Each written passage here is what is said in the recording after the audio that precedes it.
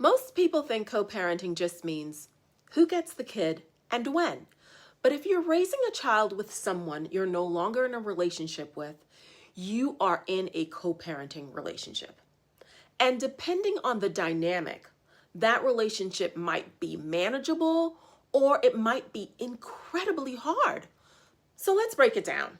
What is co-parenting really? I'm Andy Vega. I'm a former family law attorney, social worker, and now a coach for parents navigating the emotional and legal minefield of co-parenting. Today we're breaking down a question I get every single day. What is co-parenting really? Because most people have no idea what it actually requires until they are in the middle of it. So co-parenting is what happens after separation, divorce, or a breakup, when two parents are still responsible for raising the same child. But here's the thing. It's not just about parenting time. It's about communication, decision-making, emotional regulation, and consistency. Good co-parenting looks like predictable routines, shared responsibility, and a mutual commitment to protecting the child's well-being, even when the parents' relationship has ended. So most people confuse co-parenting with a custody schedule. They think, it's just weekends and pickups, right? Or just use the parenting app, or just stay focused on the kid. But that is not how it works, because parenting is not mechanical. It's emotional, it's logistical, and it's deeply relational. And when that relationship is strained, or worse, unsafe, co-parenting becomes a completely different experience.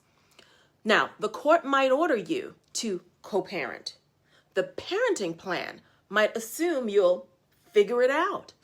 But no one tells you how to co-parent when your ex is controlling, the communication feels unsafe, or your nervous system just goes into fight or flight every time you get a message.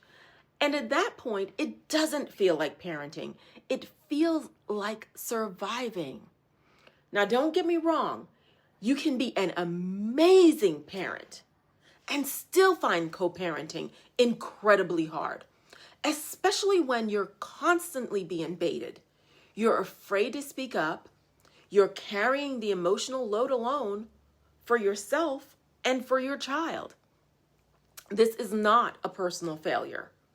It's a broken system, emotionally and legally. Most parents are trying to co-parent inside a high conflict dynamic, and they don't even know it. And that's why I do this work.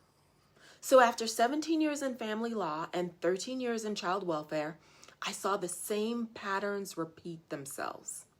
Smart, emotionally intelligent parents just being triggered, dragged through systems that don't protect them, unsure how to advocate, communicate, or even care for themselves, let alone their child, in a high conflict dynamic.